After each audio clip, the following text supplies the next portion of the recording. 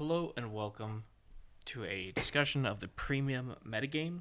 Specifically, we're going to be talking about the ban list update we got last night, uh, namely the change to this card, Darkface Gridora.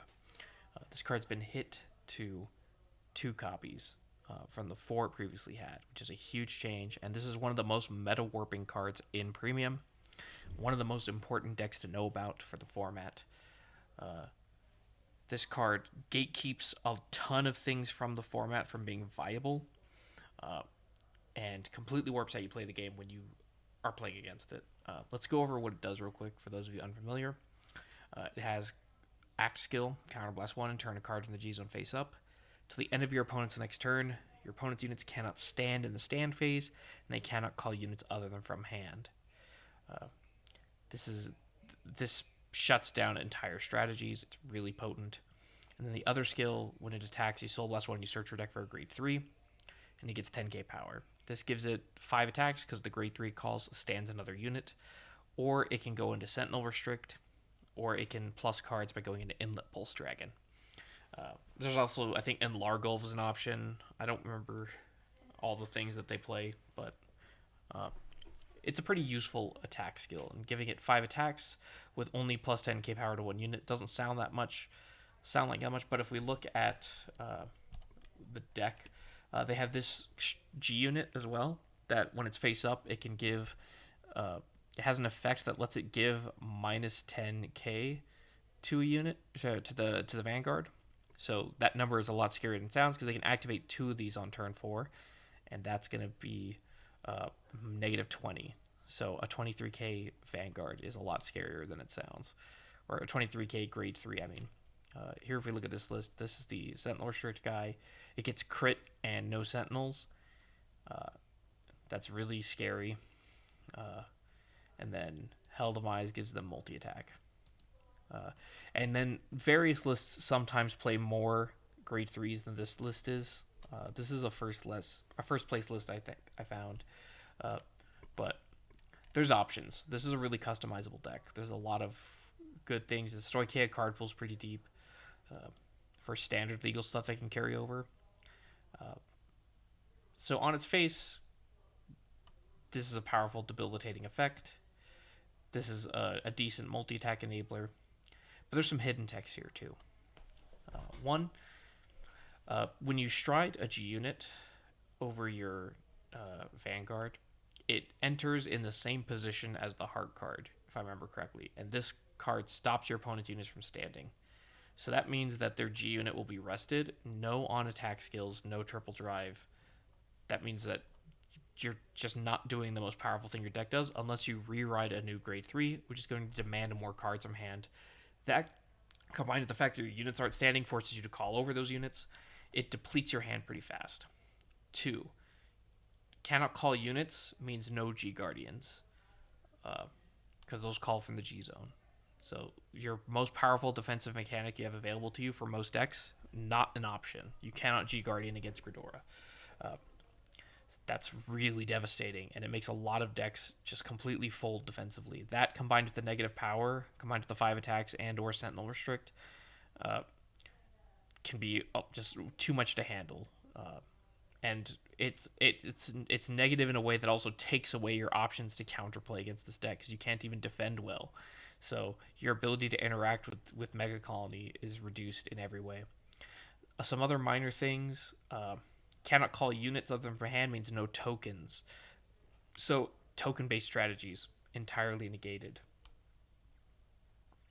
Uh, it's a lot. This card just does so much. And then you might think, well, I can interact with this by damage denying because it costs counterblast 1. Except you really can't. Let's look at this list. They played this card, High Class Moth. It is reusable countercharge once per turn, every turn. Uh, and it's a countercharge that also synergizes with the deck's aggressive game plan by putting back search targets in order to search for those targets again and use their effects again. So you can keep looping this Hell Demise every turn. Uh, that's going to do a lot to improve their resource management. They also have this Gridora they ride after turn 3, which gives them countercharge every turn for the cost of Soul Blast 1.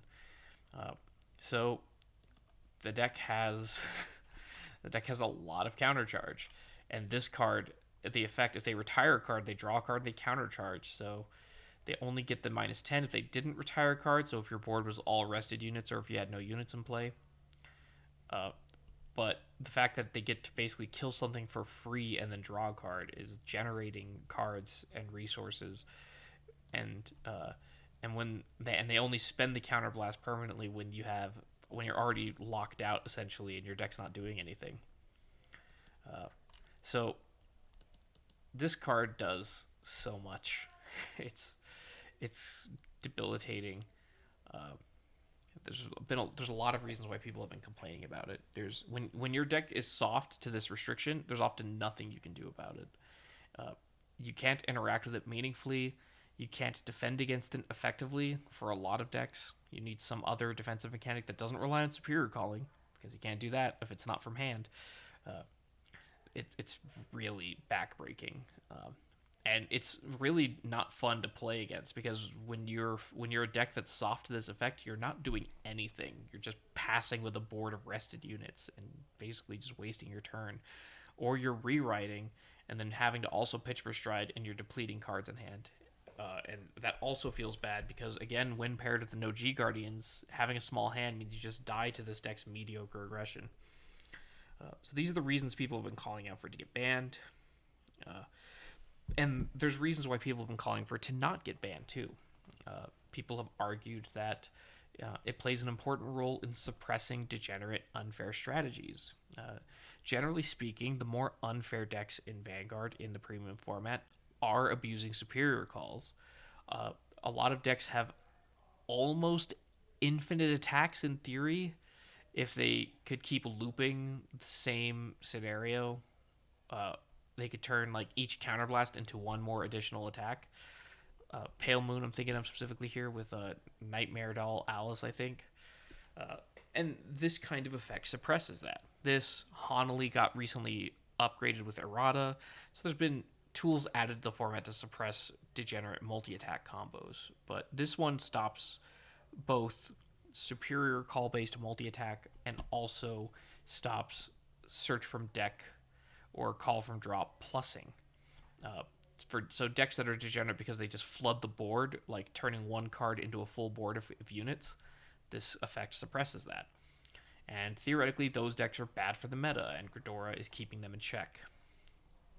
That's the argument for not banning Ghidorah.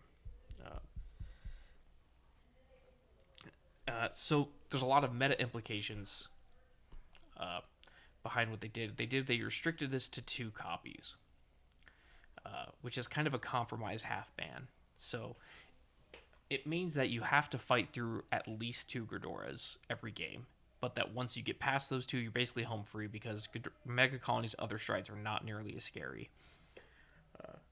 And so,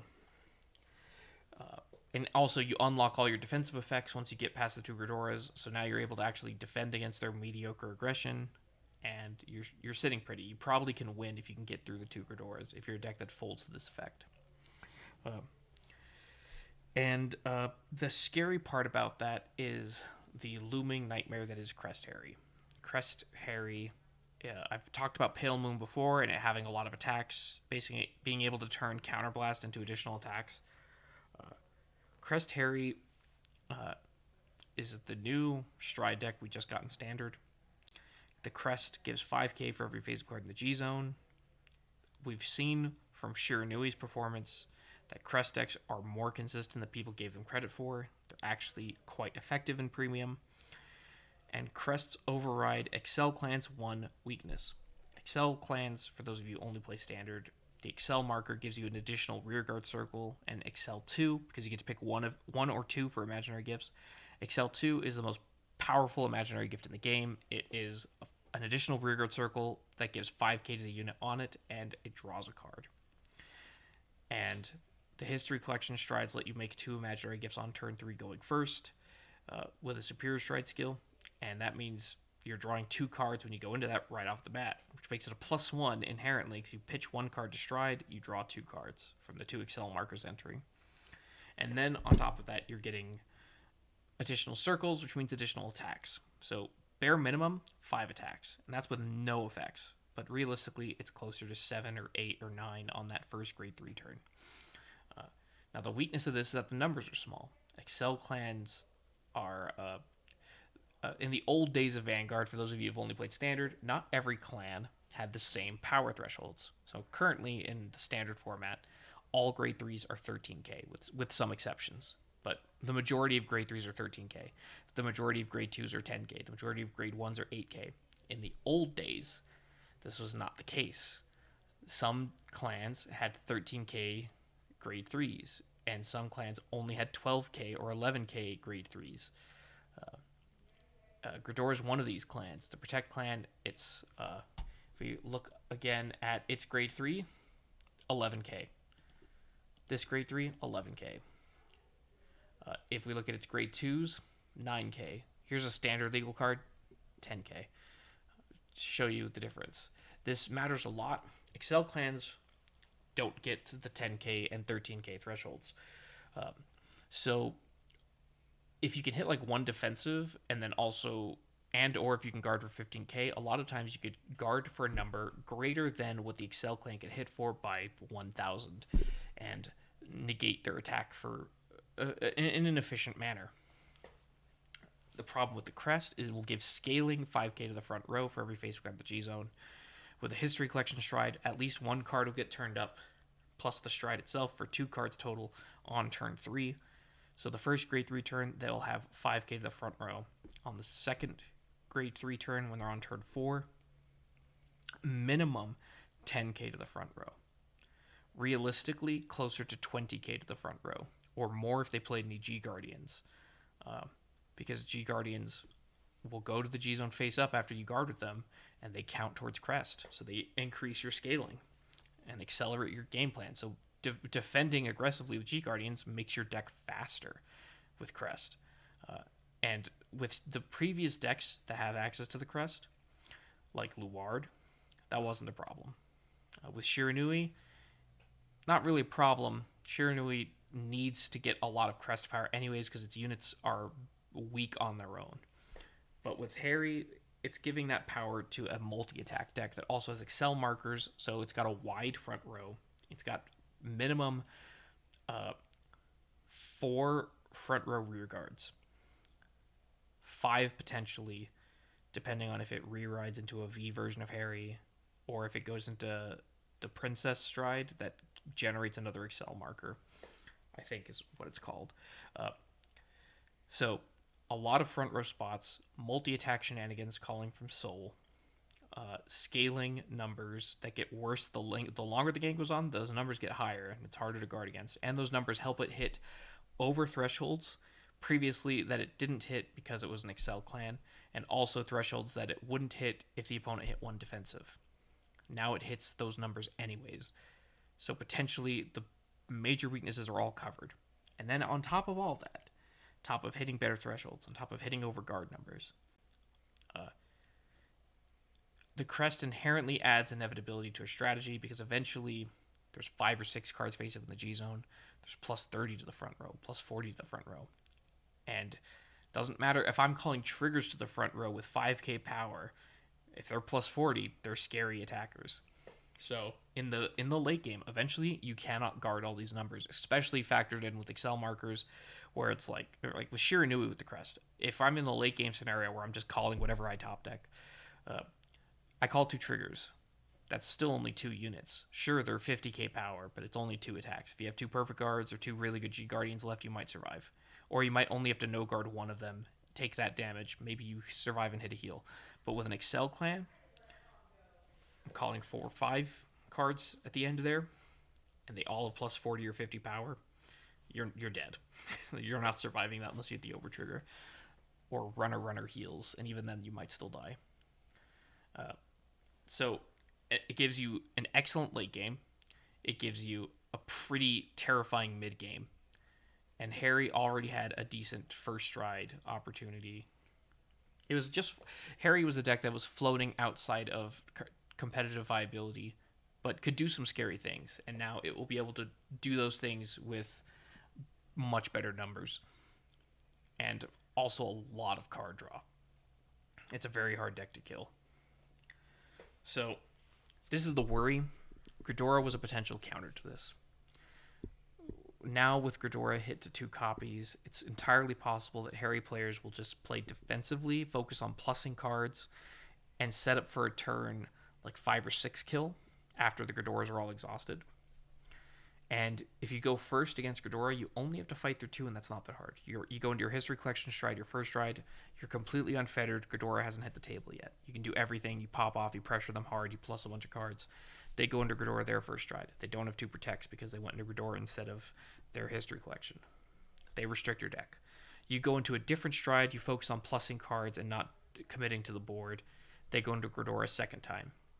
You use all your defensive stuff you plussed. You survive. Barely, maybe. Or maybe you survive comfortably. Who knows? Then they're out of Gridoras. You just go into another stride to plus, and then Mega Colony has to go into a mediocre stride because the rest of their G zone is not very strong.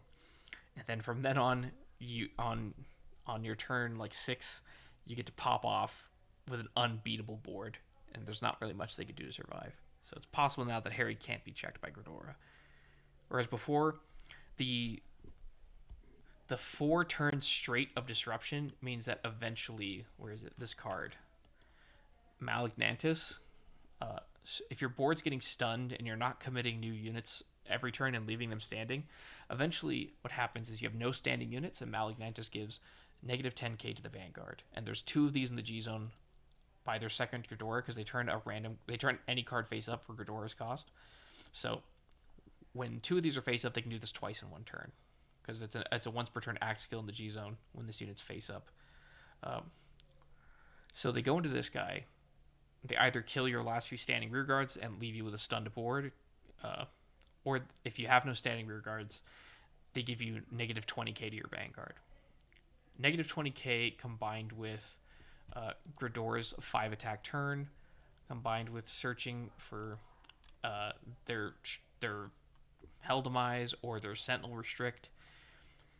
This card will get, if they search for this card, it'll get plus 20k effectively from its own skill and then Gridora's skill. So this will be a 32k, potentially 40 or 45k attacker if it's got this booster behind it.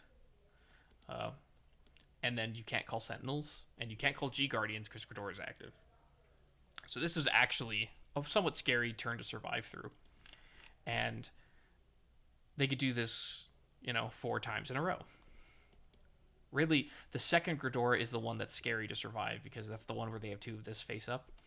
And then the third and fourth Gridora, it's like you survived the first time. Can you do it again? Can you do it again with stagnating resources because you're not plussing or developing your board or any of the things you would normally be doing with a premium deck because this card is disrupting everything you do. So 4 Gridoras, strong argument that it could check Harry. Possibly. 2 Gridoras, it's not looking as certain. You only have to live through 1 scary turn with Malignantis. If you live through this 1 turn where they shrink you by negative 20, if you save all your shield value for this, and you can squeak by, if the Gridora player doesn't trigger sack you or anything, that's it. That's the last turn you had to survive that. And then their next best stride is like Obturandus, this guy, who just stops you from calling in general, but then all your stuff will be able to stand. They can also, they have this GBH stride, which it turns off intercepts and auto abilities. But other than that, it's not that scary. 5k for each of your opponent's resting rear cards is that's potentially plus 20, but that means you're a 3 attack deck when you go into this on this turn. So guarding 3 attacks that are getting plus 20 or plus 25 is not that scary, or plus 25 or plus 30. Sorry. So the pressure plummets once they're out of Gridoras, and then you just have to survive 1 mediocre turn, and then you're golden, and your deck gets to do all the things it was designed to do. And now Gridora doesn't have any of the tools it's supposed to suppress you. So that means that Harry could be a huge problem. We'll find out together, I guess, because we haven't had a big tournament with Harry yet, I believe, and Harry's brand new, so we don't really know a lot. We'll see how this shakes up. The other Now it's now time to look at the other meta decks. This is filtered by the past 3 months. It's not a perfect analysis because we've been in this season for more than 3 months now, I believe, but it'll do for now. If we look at this, the and this is Ghidorah is right now the second most topping deck. Shiranui is the first most deck, which is surprising, but the story that tells is not that Shiranui is stronger than expected. It's that it's the only deck in this top five that doesn't lose to Ghidorah, besides Ghidorah itself. Shiranui doesn't superior call from any zones other than from hand, which it only does with Giacomesso, I believe. So, unless you're playing specifically Hanzo, Nubatom is pretty resilient to Mega Colony in general. Uh, so you don't really have to worry about that. You have Unen to bounce your board if you want, so you don't have to worry about your stuff getting stunned. You can bounce everything back. They have to play specific cards to rest your back row. They have to go into a G Guardian, or they have to go into Brilliant Blister to rest your back row to stop Unen from doing that. And if they do that, it's not the end of the world. And then you have access to late game scaling in the form of the crest. You get protect markers from your history collection stride, which makes it easier to survive their win con. And then on top of that, Shiranui has a really busted win condition in the form of Sukumoricon, which I'll pull up here in a second. Sukumoricon is a really disgusting stride. A lot of decks play this at 2 copies. Some decks only play it at 1, but it's really potent against Mega Colony either way. For Counterblast 2, you make your opponent bind all but 4 cards in their hand, and then at the end of turn, they get the bound cards back. But doesn't matter because you're probably going to kill them. This is really hard to survive when combined with crest scaling because you're guarding with only 4 cards. Can you guard 5 attacks from units that are getting plus 30? It's easy to run out of cards and die, especially if you're at high damage. And if you have 2 of these in your G zone, you can get around one of the ways Mega Colony counterplays Rene. So Rene forces you to call 2 cards from hand dominated. Mega Colony can call 2 protect markers and negate it. And then if they went second, they have Quick Shield, Guardian Shield. They can call those the second time you go into Rene. And now you're out of Renes, and you never had to deal with a dominated attack with crit if you played correctly. But if you're playing Shiranui and you're up against Mega Colony, you can go into Sukumoricon twice. The first time, your opponent has to make a very difficult choice. Do they bind the markers, which will then cease to exist because they're only allowed to exist on hand and on Guardian? Or will they keep the markers and have a really bad hand for surviving the Sukumoricon? Because protect markers, when you're down to 4 cards, are not very effective. 1 protect marker will make you discard a card. Now you're down to 2 cards, you've only stopped 1 attack. And there's potentially 5 attacks, or 6 attacks on a Shiranui turn because on place dominate, 1 attack, and then call 2 restanders. So that's 4 more attacks. And then the Vanguard swing, it's a lot of pressure to survive with only 4 cards in hand. And if you're trying to preserve these markers by not binding them, you also can't guard with them either, or you're spending them that way. And then if you use up all the markers, maybe I can pivot into Rene, and now you're dead to this card because this card's really hard to survive. And if I pivot into Rene and that kills you, that's good. But if you somehow preserve the markers and go to 5 damage because you tried not to guard as much as possible, then I go into the second one. Now you're at 5. You're binding all but 4, and you're dealing with the same problem, but I have more crust power, and now you can't afford to hit a defensive because you just die if you don't hit a heal. So this deck has a pretty strong Mega Colony matchup. It's not an auto win by any means, but it's pretty good. It's good enough that a lot of people take this deck specifically for that matchup. So that's what that tells us. If we look at Night Rose and Katrina, Night Rose is a deck that heavily relies on calling from drop to call Skull Dragon and to generate value with other units, things like that. It's a deck where all of its main strides do something with calling from drop for the most part, with the exception of Bad Bounty. But Bad Bounty still gets its highest power turn by calling from drop with rear guards. So all of those effects don't work, which means Skull Dragon is unplayable because you can't call it from hand, if I remember correctly. So Grand Blue's primary strategy, down the gutter. Now, Grand Blue has the option of going into Bad Bounty and not going for multi-attack, but instead going to farm perfect guards by rewriting a card with a protect icon from drop, so that just generates 2 protect markers every turn, and then just doing that until Gridora's out of strides. Uh, that strategy will be far more effective now because they only can do it twice, and Granblue's a really good defensive deck, so Granblue can probably now consistently outgrind Gridora, as long as it can do that without decking itself. Next is Katrina. Katrina is a deck that does 2 really important things in this context. It calls from deck and it calls plant tokens. Both of those effects are turned off by Gridora. This is an aggro deck, but it's an aggro deck with late game scaling because, let's pull up a Katrina list here. Katrina does the following. It turns a card face up for the effect, and this doesn't cost any resources, which is really nice. And then it gives all your plant tokens 10k, which against Mega Colony, you don't get any plant tokens. You can't search your deck for any cards for this effect. But you flip over this card, Cyclone. Cyclone gives 5k to all your units that don't have any abilities. So eventually in the late game, you have 2 Cyclones face up, and you go into your like 3rd or 4th Katrina, and your plant tokens are just massive. So you have a form of late game inevitability. And this deck does have a lot of potential defensive power depending on how you build it. It can reuse perfect guards. It has a G Guardian that lets it recycle cards in deck. It's got a lot of defensive power that is also all turned off by Gridora because it can't search for the perfect guards and it can't play G Guardians. So a lot of this deck's cool, interesting options it has are completely negated. Maybe now that it only has to fight through 2 Gridoras. If it goes first, it goes into History Collection, does some stuff, sets up some force markers. Next turn, it can't really do a lot, so it just swings with the Vanguard or something to plus cards. It has to do the same thing again the next turn. But maybe the answer is now Katrina can build to have a plan B to fight through 2 turns of Gridora and not have to deal with... It's not have to just write the matchup off as they currently do, I believe. I'm not a Katrina player, so I actually don't know all the nuances of the Katrina versus Mega Colony matchup. I just know it's not favorable.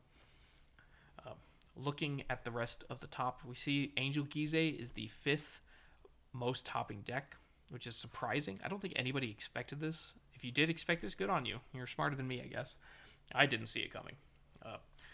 Gizeh is... I've had the window open, which maybe I have accidentally opened a couple times, so that's foreshadowing. Gizeh is a late game defensive deck. This card, Neon Gizeh, turns your triggers from power increasing to instead bind a 0 with dragon from your G zone. And then when you have all the 0 dragons bound, you can ultimate stride into the grade 4 on the back of this card, which has 30k power and deals 5 damage every turn. So that's unbeatable because it's just an automatic take 5 every turn. Now, because it called from bind, previously this effect was shut down by Gridora. Gridora stopped you from doing the ultimate stride. You had to wait until you weren't under Gridora to do it. That meant it auto lost to Gridora. The counterplay is you play a second Angel Feather starter in your deck, and you pivot to playing a different deck, essentially, if you see a Gridora opponent and you know they're playing before you start the round. Which is not a great place to be.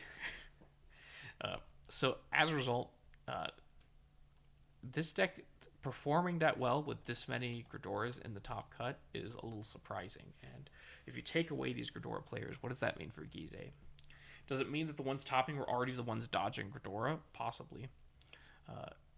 So maybe this is the ceiling for the deck already, but it's possible there might be more of this deck topping. And certainly, because this deck is so defensive, it can now fight through 2 Gridoras. I'm pretty sure Angel Gizeh has what it takes to live through 2 Gridoras with no problem.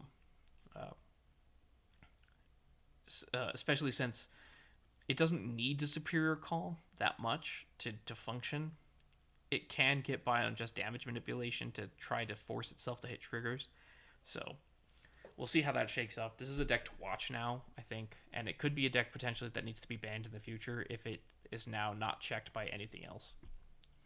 I don't know enough about Nova Grappler or Dimension Police to talk about them. I don't take Narukami seriously.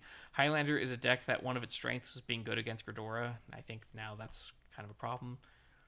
Chaos Breaker is a deck that probably suffers as well. Chaos Breaker has a bad matchup against Granblue. They set up N picks, and that means there's always a column that you can't lock. So they call units to that column that then retire themselves, so that they always just leave end picks alone at the end of their turn. And none of your stuff that chooses can choose end picks if they have 3 or less rear guards. So as long as they're careful, they can keep you from locking them out for the whole game, I believe. So it's kind of rough. And Chaos Breaker also is not good against Katrina, because if you lock tokens, I believe they cease to exist. So you don't get to clog up the board with locked cards. You just are killing tokens, which isn't where you want to be, because Katrina just replaces those tokens at the next turn anyways. Uh, Fenrir is a control deck that relied on calling from Soul in order to activate powerful defensive effects like Vandergonder to retire the opponent's units in the battle phase. Uh, that effect is shut down by Ghidorah. Genesis has really good G Guardians, which were shut down by Ghidorah. Fenrir is now theoretically a better deck, but it's a really hard deck, and it's a kind of deck that isn't popular to play. It's a super weird, grindy control deck, and so I expect it to not really rise in play rates that much. I don't know enough about Leader Messiah. Chronojet is an interesting one. Chronojet, I believe, the time leap mechanic was restricted by Ghidorah's effect. So potentially not having to deal with Ghidorah means we might see some Chronojet players doing better than before. Maybe we'll see some more tops, but it could be that there's something else holding the deck back. I'm not a Jet expert, but I do know that in the hands of a very skilled pilot, the deck can be terrifying. I've played against a really good Chronojet player before, and I had no idea what was going on, and the deck felt unbeatable when that guy was popping off. But he also high rolled me a bunch, so it could just be that he got really lucky. But he was a genuinely skilled player, so it's possible that there's just a lot of untapped potential in Chronojet. Uh, Regalia is a deck that used to be a tier 1 deck. It's floated around the top of tier 2 in this past season. Uh, I've talked about Regalia on my channel before, but this is a deck where the Muhammad A is the Astral Susano is his YouTube channel. He's probably the best Regalia player in the world. Uh, so this deck uses Yggdrasil to give Norn boost. Norn restands a Regalia unit after the battle boosted. You go into this Minerva Stride. This Minerva Stride has 10k in drive +1 with its first skill, and then gets a full board restand for all your Regalia named units on the on GB3 for Soul Blast, 6 cards with Regalia in their name. So you get like a 9 attack turn with Force 2, so everything is crit, and the numbers are pretty good, and you make like 7 drive checks. So everything is like potentially scary because you hit a bunch of triggers, especially after you deck then aggressively by using all these Regalia effects.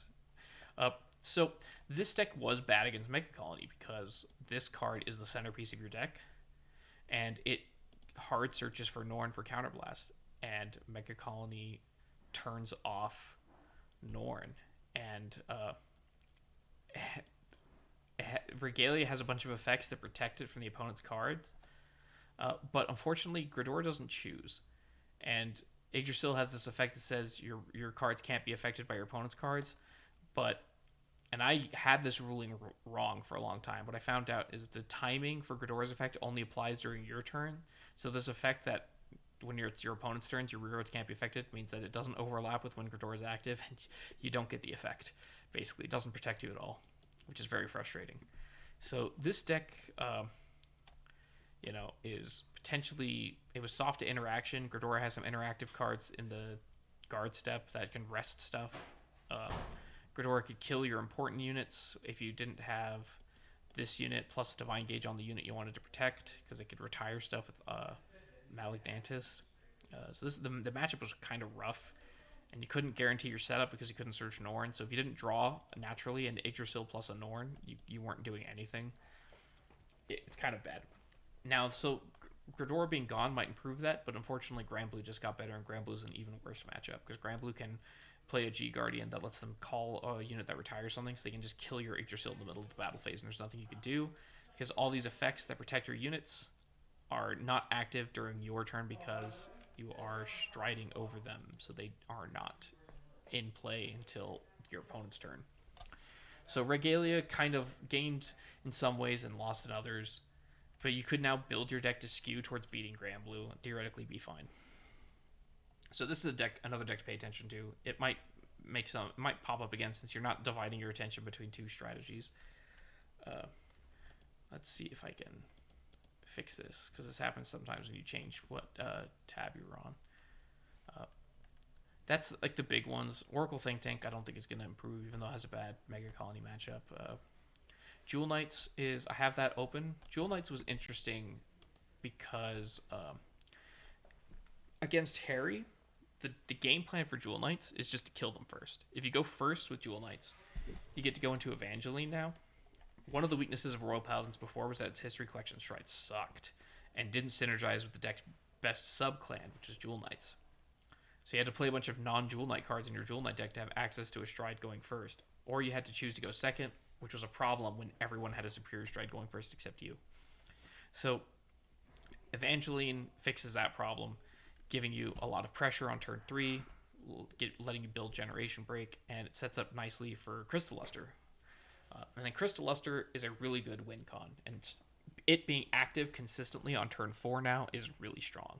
This gets the Skills of the Heart card, and it gets 3-card guard on all your attacks, essentially, because the condition for this is really easy to fulfill. And the nice thing about this is that it's multi-attack. It had options, like Ashley calls from deck, which runs afoul of Gridora, but V Salome calls from hand, and thus it doesn't run into Gridora's effect. It gets around the restriction, and it also has this Stride Eulogius, which gets around the restriction as well. And we also have Ashley Reverse, which gives you Sentinel Restrict, which is good against decks with perfect guards, as another win con. So we have like a bunch of ways to counteract Gridora's game plan against us, and still get a lot of aggression, a lot of multi-attack, and things like that. Things that Gridora wasn't really prepared to deal with. And then on top of that, because this deck is so aggressive, because it hits pretty hard on turns 3 and 4, if you went first against Harry, sometimes you just killed them before they got to pop off. They have to spend a turn setting up their History Collection Stride, even when they go second. And that means you generally got to get to your Crystal Luster turn if you went first every game, unless you got really unlucky. That meant you probably won, because this card was really hard for them to deal with. Especially if you paired this with something like Bracing Angel Ladder, or if you're playing Alden Jewel Knights, which is a variant that also topped. Alden Jewel Knights gets to give their units the ability that they can't be retired. So it's resistant to interactive G Guardians, which Pale Moon has a Battle Step Retire effect in the deck. So this was a really interesting potential anti-meta deck to play, because it potentially could go 50-50 with Harry. If it went going first, it would win. Going second, it might lose. And then it was potentially favored against Mega Colony, the deck that checks Harry the most. So with Mega Colony falling off, the reasons for playing Jewel Knights also fall off, because if you're going to play an anti-Harry strategy, you should probably play something with more raw power than this deck, or more consistency than this deck. This deck does brick. So that is the quick summary of the meta. And the other thing that I would like to wrap this all up with is the issue of perception. I'll bring back Gridora here. So it might be the case Gridora is still a top tier deck, because 2 Gridoras is enough for most matchups. It might be the case that this deck is not capable of locking out anything that it was previously capable of, and that it's completely fallen off. But the answer is that whether this deck is as capable as it used to be, or whether it's still the correct meta call or not, doesn't matter as much as people's perception of whether it's the correct meta call.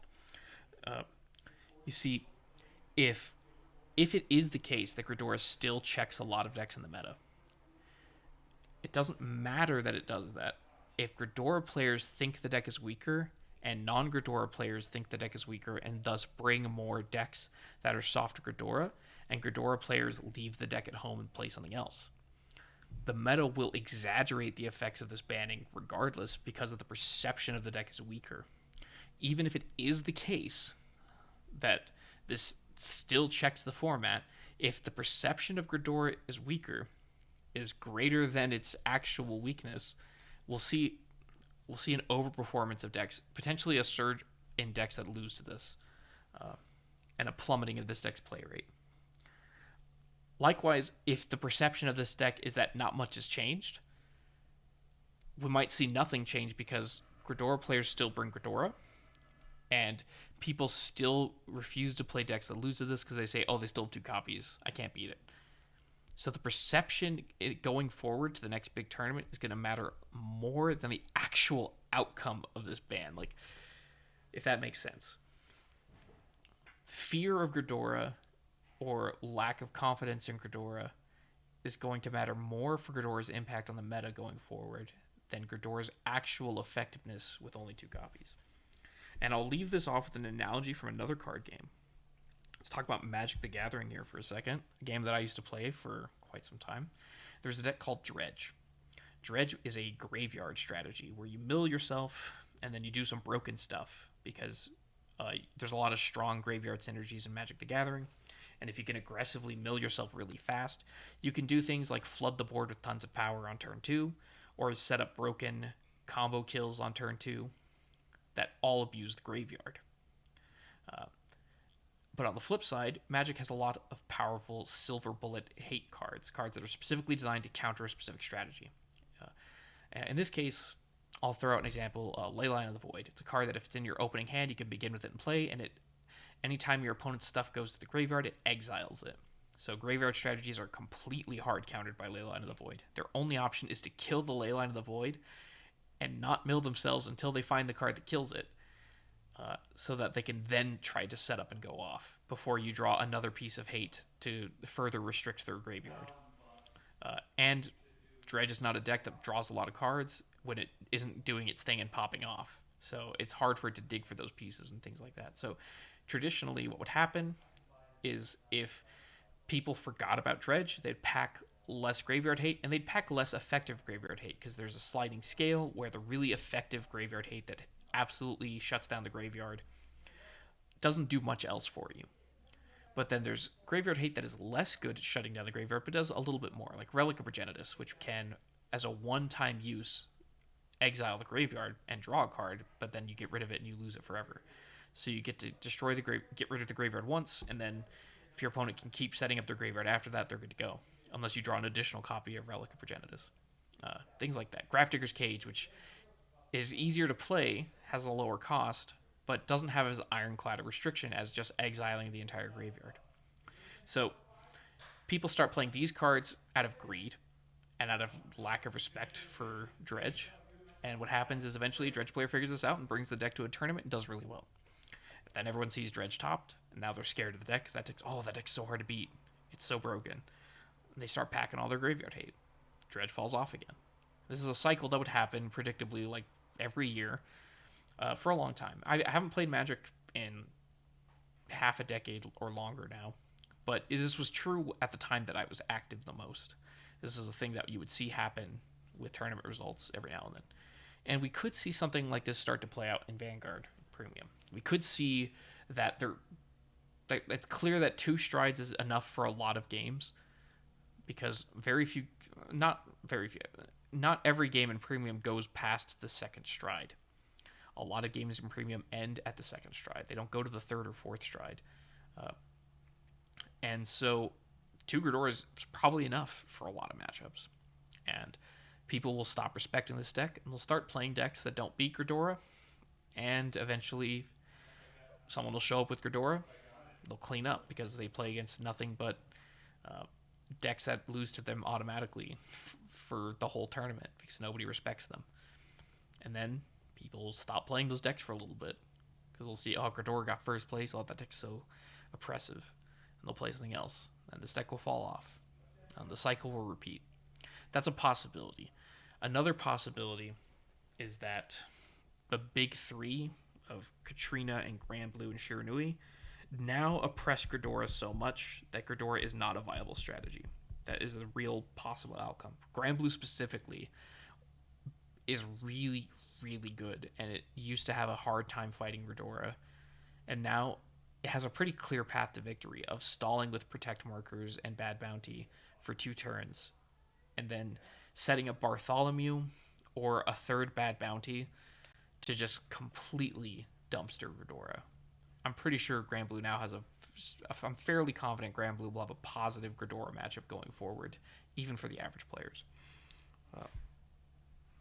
So that could be. So those are the 2 options I present One is that Gridora enters cycles of playability when people stop respecting it, and loses playability when they start respecting it again. And option two, Granblue and Shiranui push it out of the meta, uh, allowing potentially other decks to thrive, potentially not affecting the meta that much, because Katrina, Granblue, Shiranui are themselves also oppressive decks that can push tier 2 strategies out of the meta. Uh, that's so I don't expect too much to change in premium as a result. I do expect there to be a slight shift in the power structure of the big three and how they are topping. Uh, I also want to watch Angel Gize and see how it does, because it's done better than expected and might do better now that it doesn't have to dodge Mega Colony anymore. So I think we'll see a few more copies of Angel Gize floating into the top cuts of every regional going forward. Potentially, we might see the deck start doing really good. Uh, and then lastly, we're going to have to see how Harry does, because Harry is a deck that's very scary. A lot of people have been worried about it, and now one of its potential checks has just gotten weakened significantly. Uh, my final conclusion on the topic of whether Gridora, uh, about Gridora getting hit, is that I think it needed to happen. Uh, I don't think it's really good for the format. I think this card's profoundly unfun to play against for a lot of people. Um, and on top of that, it wasn't actually gatekeeping that well, anyways. The argument that I gave at the beginning in favor of not banning Gridora was that it suppressed decks that are unfair. But let's look at one of the most miserable decks to play against if you don't like your opponent beating you to death with something unfair, and that's Katrina. Katrina is a very unfair deck. This deck uh, hits. I already had a tab open for this. Rip. Um, this card hits really high power thresholds. It hits plus 10k to plant tokens on its own, but realistically it's plus 15 to plant tokens, and plant tokens are 5k, so 20k and then boosted by 20k, 40k columns on Force 2, and I think there's other effects that matter here. Uh, this is, and you can go Force 1 too to make the numbers bigger instead of threatening with crit. This card's really scary. It's really consistent because it hard searches for a bunch of its pieces every turn. Because if you have a full board of plant tokens, which isn't that hard to get, you're searching for 4 to 5 cards every turn. And that means you're getting the full setup. And this is a deck that has thrived even with Mega Colony in the meta. It has past 3 months. Okay, even with Mega Colony being a top tier deck, getting the second most number of tops, Katrina is still the fourth most with 10 tops and 2 first place finishes. So Gridora isn't suppressing this deck. This deck is still one of the best decks in the format, and it's a deck that is hard countered by it, and it's a deck that's oppressive and broken, and pushes decks out simply because it's so aggressive, so consistent, and hits such big thresholds that it's hard to survive against. Gridora doesn't effectively gatekeep it, and the meta would have to basically be all Gridora and Katrina players for Katrina players to finally get like pushed out, and that wouldn't be a good place to be, and it would have inevitably balancing act itself back into existence, because the deck you'd eventually hit an equilibrium where the other decks return to the format, and then Katrina can return because there's more non-Gridora players to play against and more potential to dodge Gridora. So this deck, because this deck doesn't beat everything, can never truly suppress out certain strategies, and it's also such a negative play experience that if the meta is Gridora and the deck it suppresses, that's not an improved meta over just the deck that it suppresses being a tier 0 deck. Uh, it's such a negative play experience that most people hate it as much, if not more, than the decks it's supposed to be suppressing, than the degenerate strategies it's stopping. So I think really the answer here is that this card has to be weakened, and hitting it to 2 does that. It does give you an option of fighting through it. Uh, and I think if this was keeping stuff back that is worse for premium than when this card was at 4, uh, then the answer is just that they need to be a bit more generous with the bannings. They need to hit more cards from other decks. If that because this was not Gridora being the second most topping deck this season. has not been an improvement to the format over what we dealt with in the BSF season when this deck was the fourth most topping deck. And I think if the meta becomes Harry plus Gridora, that's also not an improved meta. I think that's also awful. So this card had to get hit somehow. And I think hitting it to 2 is a fair compromise. I think people are going to grumble about it because people who absolutely hate this card wanted it to be gone completely. People who wanted more significant changes to premium are mad that this was the only change we got. Uh, but I think it's probably hitting it to 2 is probably the best compromise in terms of letting it still potentially gatekeep some really bad stuff and still letting people who are big fans of this card play it in some capacity. Because if you like Mega Colony, Gridora is your only viable strategy. So banning Gridora completely would be like banning the clan Mega Colony from the game. Uh, that's my opinion. We'll see if I'm right or wrong about that. It could be that Crest Harry is overblown and it's not as scary as I think it is. I think it's pretty scary though. I don't think this card would have necessarily successfully gate kept it either. And now maybe the answer is that Grand Blue is way too strong and Grand Blue's going to oppress the meta. But I think honestly, if that's the case, the answer is we can just ban stuff from Grand Blue until it's not a problem anymore. That's all for now though, and let's watch Premium unfold together.